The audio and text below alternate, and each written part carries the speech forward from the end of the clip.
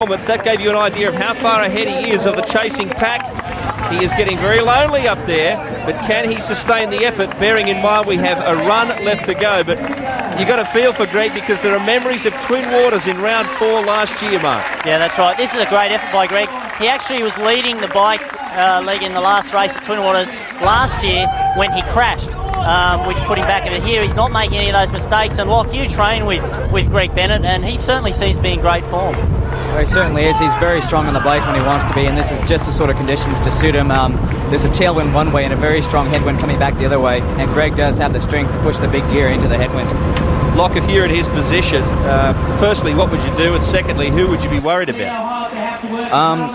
I'd be very worried, but by this stage I'd be feeling very confident, because I think Greg and Miles and Brad especially, they kind of sit back and watch each other sometimes. And I think it's a situation just like this where a guy like Greg, who is willing to be aggressive and attack, can really reap the benefits of some good aggressive racing.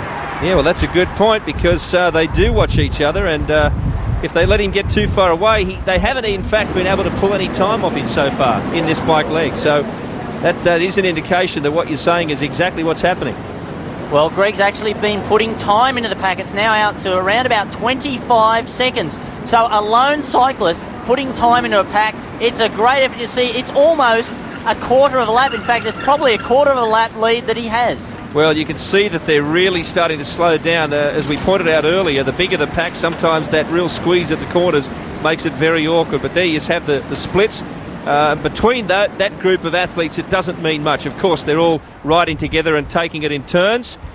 But they're taking a turn in front right now is the series leader, Brad Bevan. And he has a look around to see where Miles and Greg Welch are. And it's a good opportunity now as we watch this chasing pack to have a look at the official magazine of the series. It's a bumper 116-page edition, your complete guide to the Grand Prix. In the special lift-out, you'll find maps of all the courses, the point-scoring system, plus complete profiles of all the athletes. But there's much more. Check out the road tests of the top-of-the-range bikes and sell your old one to Australian Triathlete Classifieds. Get online coaching help, a complete event calendar, and the latest results at the Australian Triathlete internet site. The St George Grand Prix Feature Edition. It's essential reading, and it's out now. Well, Guy Leach out there on the course. You and I put the mock on Miles Stewart in the second round. I wonder if we've done the same to Brad Bevan. Well, I tell you what, who would have backed Greg Bennett to win? He got that body surfing wave coming in, went reasonably close to the rocks, picked it up and got that bank along the rocks, which set this up. He is now 31 seconds in front of the chasing pack. He has pulled another 6 seconds on the rest of them. As I'm watching the rest of the field come past me right now, you'd have to think that he has a big chance of winning this. Well, as we speak, there's been a crash. Dr. Di Robinson is checking out one of the athletes. That's Andrew Johns. That's a shame. Andrew Johns, very strong runner, would have given himself a chance, has been able to win sprint races of this type in the series, and he is not a happy person right now. We're not sure exactly how it happened, but there's no question Johns has come down on the bike leg. Di Holton's with him. We'll hear from her shortly, we hope. But right now, we've got Stewart up near the lead as this pack is starting to be a little bit of a breakup of that pack. You find that surprising? Marceau is making a jump, and Miles Stewart is going with him. Marceau's probably thought, well, now it's time for me to make a move, and Miles is racing very smart by going with him. But Locke, do you think that perhaps they've let Greg go too long? I think probably have, but if there's any two guys that can pull them back, it's Marceau and Miles Stewart. Marceau beat world champion Simon Lessing in France this year by establishing a 3-minute lead over a 40-kilometer bike, so he definitely does have the goods to pull back some time on the bike, but I think they've just let him go too much. Marceau's been pretty impressive, Locke, in his first look at this series. He certainly has. It's not very often you get someone come in, in their second race, make it through to the final 10 of a cutthroat format like this, but he's been very impressive.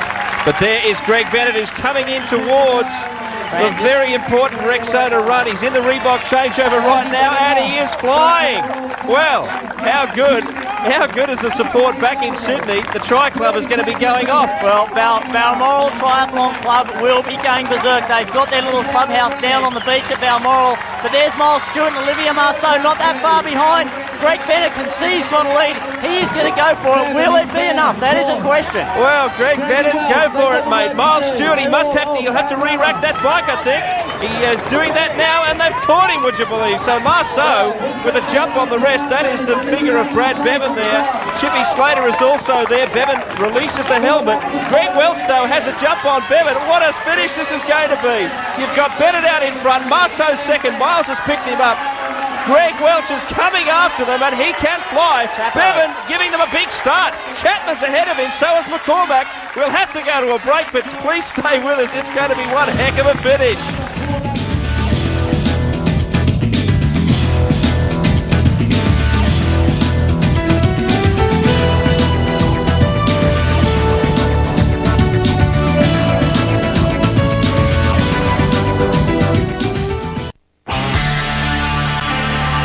You're watching round 3 of the St George Bank Triathlon Grand Prix, and this man, Greg Bennett, can he hold on? He stole a march after a brilliant swim transition and solo bike effort. There was a pack of 9 trying to reel him in. They did pick up some time before they got to transition, and now can he hold them out? There you can see the gap between Bennett and the second place runner is Miles Stewart, and Welch is charging at Stewart. Well, can they do it all in just 2 kilometres? Well, I don't know. It's a lot of time to pull back in 2K, but this is the biggest lead we have ever seen in an eliminator race over the last 4 years of the series. We have never seen anybody have this big a lead in the run. Loch Volmerhouse, we all know how well Greg Welch can run, how much form he's in. Can he reel Bennett in? It's fantastic. There's nothing like watching Greg Welch in full flight on the run. I think if there's one man that can do it, it is Welshie. But Miles is trying to stay with him in 3rd place, but here's Welch. As you can see, they haven't sighted Bennett yet. Bennett is way out in front, and I can hear from Melbourne the noise is coming from Balmoral Tri Club, but Welch is trying to reel him in. Bevan is off the pace. Bevan cannot win from there. But the critical thing in relation to Brad Bevan is whether he can pick up placings in relation to the series. He may well lose his series lead here. Well, I think that's definitely going to happen. Trent Chapman is ahead of him, and Welch and Stewart are chasing down Greg Bennett.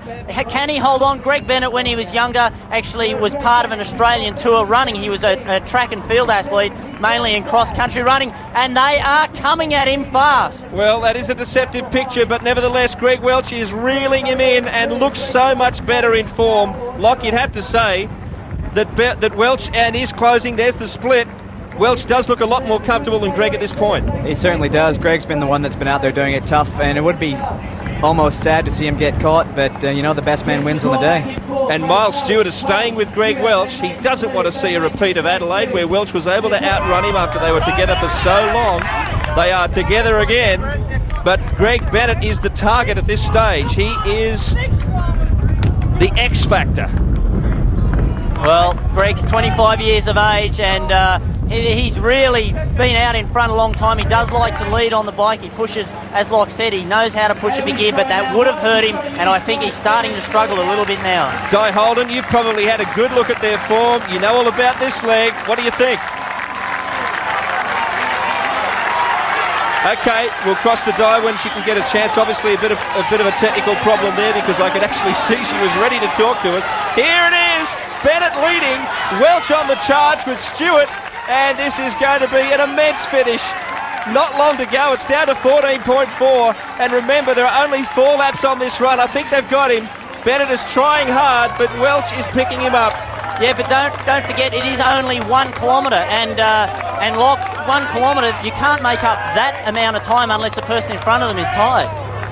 Well, I think he is looking tired. He's obviously expended a little bit too much energy, but you have to salute Greg. It was a very brave effort. Greg Welch and Miles